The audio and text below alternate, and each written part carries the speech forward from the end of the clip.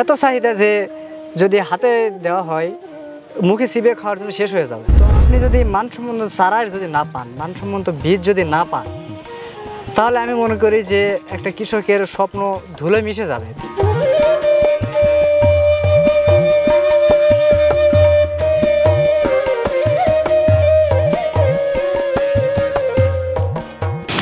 আসসালামু আলাইকুম। ওয়ালাইকুম আসসালাম। মাইনুল ভাই কেমন আছেন? জি আলহামদুলিল্লাহ, আল্লাহর অশেষ রহমতে অনেক ভালো আছি। আপনি কেমন আছেন?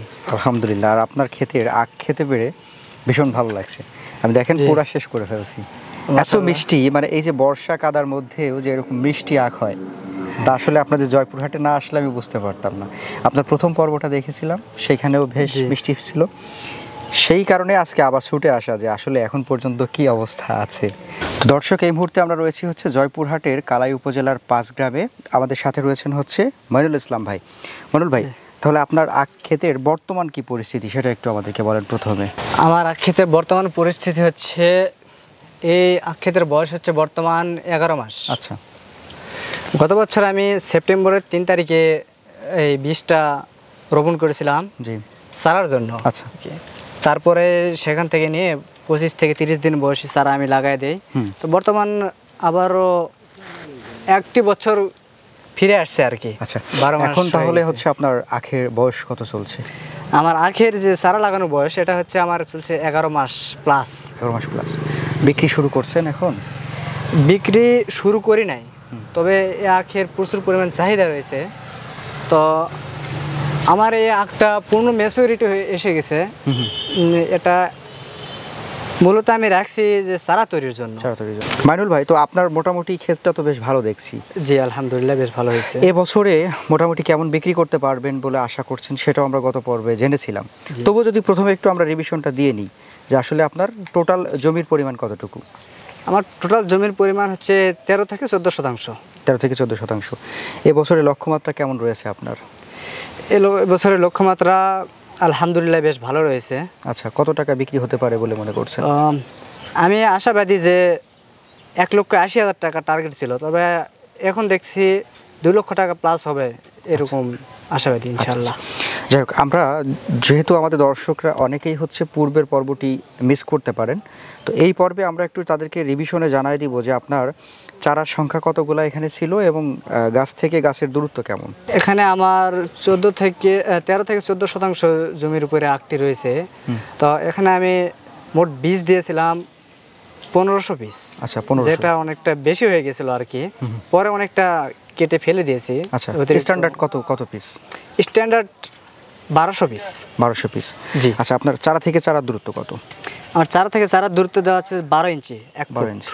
আচ্ছা জি, এটা গেল হচ্ছে আমাদের চাষাবাদের যে মূল বিষয়টা সেটা। জি। এখন যদি আমরা এই আখ চাষের ব্যাপারটাকে নিয়ে একটু চিন্তা করি, যে আখ চাষটা আসলে আমাদের কাছে মনে হয় যে একেবারে অনেকের কাছে নতুন। কারণ কি, আমরা দেশীয় আখটা চাষ করেছি, ফিলিপাইনের আখটা ওইভাবে আসলে খুব বেশি যে ছড়িয়েছে ব্যাপারটা এরকম না। তো আখ চাষের ক্ষেত্রে আসলে কোন কোন বিষয়গুলো গুরুত্ব সহকারে দেখতে হয়? এক্ষেত্রে আমি বলবো শুধু আখ চাষ না, আপনি যে কোনো ফসলের কথাই বলেন না কেন, যে কোনো ফলের ক্ষেত্রে দেখেন না কেন, মূল বিষয়টা হচ্ছে আপনার মানসম্মত বীজ বা চারাটা আছে কিনা।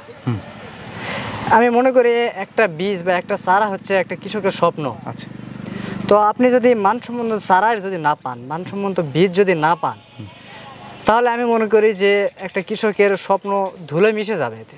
আচ্ছা আচ্ছা আচ্ছা। তো সুতরাং আমার কাছে মনে হয় যে কোনো ফসলের ক্ষেত্রেই সর্বপ্রথম যে বিষয়ে লক্ষ্য রাখতে হবে সেটা হচ্ছে মানসম্মত চারার দিকে। মানসম্মত চারা বা বীজ। জি। যেহেতু মানসম্মত চারা বা বীজের প্রসঙ্গটা আসলো, হ্যাঁ, এখন মানসম্মত বীজ বা চারা আমরা এটা কিভাবে বুঝবো যে এটা মান ভালো, এটা কিভাবে বুঝবো? হ্যাঁ, খুব সুন্দর একটা প্রশ্ন করেছেন ভাই, যে আমরা কিভাবে বুঝতে পারবো যে বীজটা মানসম্মত হবে কিনা। তো এখানে একটু লক্ষ্য করলে দেখতে পারবেন যে আপনারা দেখেন যে পেঁপে হোক, আলু হোক, আম হোক, যে কোনো ফসলের ক্ষেত্রে দেখেন না কেন, খেয়াল করলে আপনারা দেখতে পারবেন যে সেটা পরিপক্কতা আসতে হবে। প্রথম প্রশ্ন হচ্ছে পরিপক্কতা আসতে হবে, না হলে সেখান থেকে বীজ রাখা সম্ভব না। আচ্ছা, আবার সম্ভব, আমাদের এলাকায় কিন্তু প্রচুর পরিমাণে আলু চাষ হয়। আমরা দেখছি, নিজের চোখে দেখছি যে পচা আলু থেকেও গাছ তৈরি হয়। তবে সেখান থেকে কিন্তু আলু হবে না। আচ্ছা। তো আমাদের এলাকায় দেখা যাবে অনেক কৃষক বা অসাধু ব্যবসায়ী লোভে পড়ে 9 থেকে 10 মাস বয়সী আখটাকে কেটে ওখান থেকে চারা তৈরি করে। ফলে দেখা যায় কিছুদিন পর একটা কৃষকের গাছ যখন বেড়ে উঠতে শুরু করে তখন গাছটা নষ্ট হয়ে যায়। এর মূল কারণটা হচ্ছে যে অপরিপক্ক আখ থেকে বা অপরিপক্ক ফসল থেকে আপনার বীজটা নেওয়া হয়েছে। আচ্ছা। এ কারণেই কৃষক ক্ষতিগ্রস্ত। তো সেক্ষেত্রে আমরা বুঝতে পারলাম যে চারার মান বা বীজের মান বুঝতে হলে আমাদেরকে প্রথমে বুঝতে হবে যে সেই যেখান থেকে আমরা চারা বা বীজটা সংগ্রহ করছি সেটা কতটুকু ম্যাচিউর। জি, এটা অবশ্যই। হ্যাঁ, এখন ম্যাচিউরিটির প্রশ্ন যখন আসলো তখন ম্যাচিউর হয়েছে কিনা যদি আমরা অন্য ফসলের দিকে তাকাই, যেরকম আপনার পেয়ারা বলেন, পেঁপে বলেন বা বিভিন্ন ফল, ড্রাগন ফল, তাদের কিন্তু কালারের পরিবর্তন আসে। জি, যে তখন আমরা বুঝতে পারি যে এটা ম্যাচিউর। আপনার ফিলিপাইন আখ তো একেবারে ছোটোবেলা থেকেই একই রকম কালার থাকে। এইটা কিভাবে বুঝবো যে ম্যাচিউর হয়েছে কিনা বা বীজ নেওয়ার মতো হয়েছে কিনা বা খাওয়ার উপযোগী হয়েছে কিনা, কিভাবে বুঝবো? এটা বোঝার একটা কৌশল হচ্ছে বা উপায় হচ্ছে, আমরা সাধারণত জানি যে দেশীয় আখগুলো হয় 5 ফিট 7 ফিট বা 8 ফিট লম্বা হয়। আর ফিলিপাইন জাতের যে আখটা আছে এটি সাধারণত 18 থেকে 20 ফুট লম্বা হয়। আচ্ছা। তো একটা আখ তখনই 18 থেকে 20 ফুট লম্বা হবে যখন তার পূর্ণ বয়স্ক হবে, ম্যাচুরিটি এসে যাবে, তখন সে 18 থেকে 20 ফুট পর্যন্ত লম্বা হতে পারবে। আচ্ছা। আর এছাড়া ম্যাচুরিটি যদি না আসে সেটা দেখা যাবে 12 ফিট 14 ফিট বা 15 ফিট এর মধ্যে থেকে যায়, ওর মধ্যেই থেকে যাবে, ওর মধ্যে থেকে যায়। আচ্ছা, এটা হচ্ছে প্রথম বিষয়। এছাড়া এটা কি কালার কোনো পরিবর্তন হয় বা ওরকম? না, এটার কালার কোনো পরিবর্তন হয় না, তবে আবহাওয়াজনিত কারণে একটু পরিবর্তন আসে, হয়তোবা একটু লালটি বা একটু ফেস্টা, কখনো চকলেট কালার। আচ্ছা। মানে এই যে আবহাওয়ার যদি একটু রোদ হয় তাহলে একটু কালারটা গাঢ় কালো আসে বা চকলেট কালার আসে, আবার যদি একটু অতিরিক্ত বৃষ্টি হয় একটু ফেস্টা কালার আসে, তবে আবার কিছুদিন পর দেখা যায় ওটা ছেড়ে যায়। আচ্ছা, যাই হোক, আপনার সাথে আপনার ক্ষেত ঘুরে দেখলাম, পূর্বের পর্বেতেও দেখেছি। আপনি যেহেতু বারবার বলছেন যে আমাদের ভালো জাতের বীজ প্রয়োজন, ভালো মানের বীজ প্রয়োজন, আপনি বীজ বা চারা তৈরি করছেন কিনা সেই প্রশ্নটা কিন্তু থেকে যায়। হ্যাঁ, আমার মূলত বীজ তৈরির ইচ্ছা ছিল না। একটা আমার এমনি স্বাভাবিকভাবে বাণিজ্যিকভাবে চাষ করেছি, যে এলাকার লোক এত চাহিদা যে যদি হাতে দেওয়া হয় মুখে চিবে খাওয়ার জন্য শেষ হয়ে যাবে। আচ্ছা। কিন্তু ওনাকে আমাকে জিজ্ঞেস করতেছে, যে ফোনে জিজ্ঞেস করতেছে, ভাই আমরা এর পূর্বে এখান থেকে নিয়েছি ওখান থেকে নিয়েছি কিন্তু অরিজিনাল ফিলিপাইন আখটা পাইনি, আমরা প্রতারিত হয়েছি ভাই, তো আপনি যদি আমাদের জন্য কিছু চারার ব্যবস্থা করতেন।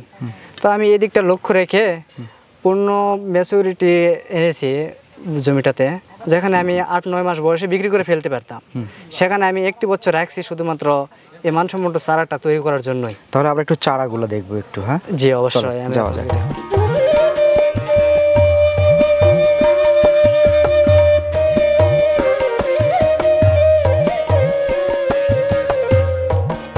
তাহলে এইটা হচ্ছে আপনার বীজের অংশটুকু না? জি, এটা আমরা বীজের জন্য কাটিং করে রাখছি। আচ্ছা, ওইখানে আমরা বেড দেখছি যে বীজতলা তৈরিও হয়ে গেছে, হ্যাঁ, কিছু চারা রেডি প্রায় হতে যাচ্ছে। আচ্ছা, তো বীজ শোধন করেন কিভাবে, আপনারা রেডি করেন কিভাবে? আমরা বীজ শোধন করি সাধারণত 2 ভাবে। একটা হচ্ছে এই যে কাটিংটা দেখতেছেন, এখানে এই যে স্প্রেয়ার মেশিন রয়েছে, স্প্রেয়ার মেশিনে প্রতি লিটারে 2 মিলি করে কার্বনডাজিম গ্রুপের তরল অথবা পাউডার যে কোনোটা দিতে পারবেন। এই যে আমি এখানে আমরা একটু বসি, হ্যাঁ বসে আমরা একটু দেখাই। এখানে আমরা এই যে একটা নিয়ে আসছি, দেখতে পাচ্ছেন যে স্কয়ার কোম্পানির গোল্ডাজিম। আচ্ছা, এটা হচ্ছে গ্রুপটা হচ্ছে কার্বনডাজিম 50%। তো আমরা এখানে প্রতি লিটার পানিতে 2 মিলি করে দিয়ে মিক্স করব। আচ্ছা, এখানে আমি মোটামুটি 5 লিটার পানি নিয়েছি, তো এর জন্য আমার প্রয়োজন হবে 10 মিলি ওষুধ আর কি। আচ্ছা আচ্ছা, 1 কাপ সমান 10 মিলি। এটা হচ্ছে একটা ছত্রাকনাশক।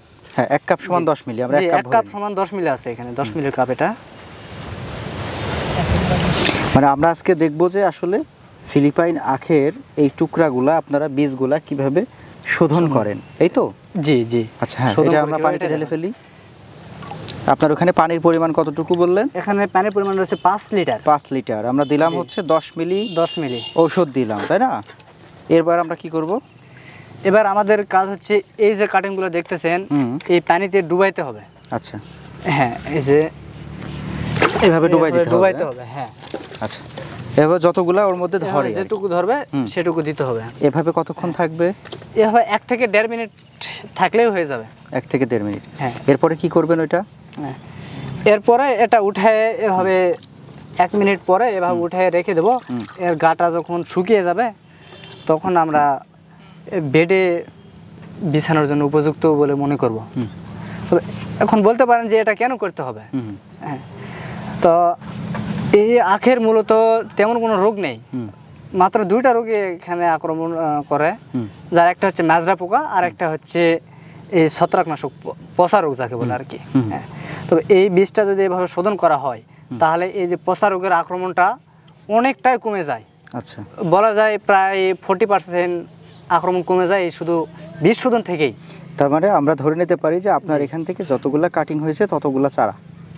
হ্যাঁ, মোটামুটি ততগুলাই 95% আশা করা যায়। আচ্ছা, আর এই চারাগুলো আপনি চাইলে আমাদের যারা কৃষকরা রয়েছেন অনলাইনে যদি নিতে চান তাহলে দিতে পারবেন? জি, দিতে পারবো ইনশাল্লাহ।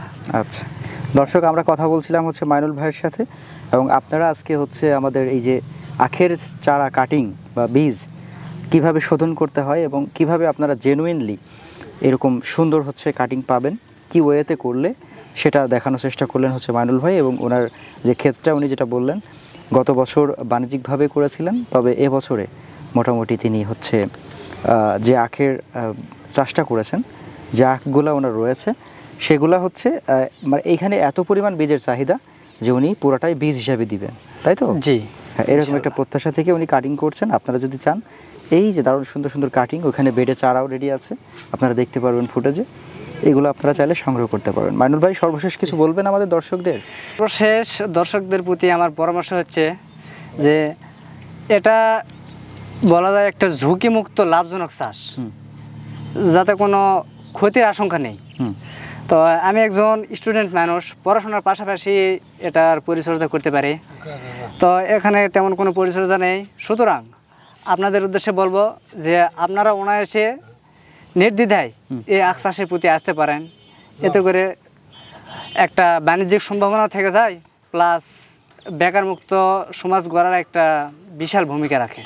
ঠিক আছে, তো ভাইজান আপনার সাথে অনেক কথা হলো, আপনার এই প্রজেক্ট ঘুরে ঘুরে আমাদের বেশ ভালো লেগেছে। আশা করছি ভবিষ্যতে আপনি হয়তো আরও বেশি সুদূরপ্রসারী চিন্তা নিয়ে আরও অনেক বেশি সম্প্রসারণ করতে পারবেন। এবং একটা দোয়া আপনার প্রতি থাকলো, আমাদের জন্য দোয়া করবেন। ভালো থাকবেন। আসসালামু আলাইকুম। ওয়ালাইকুম আসসালাম ওয়া রাহমাতুল্লাহ।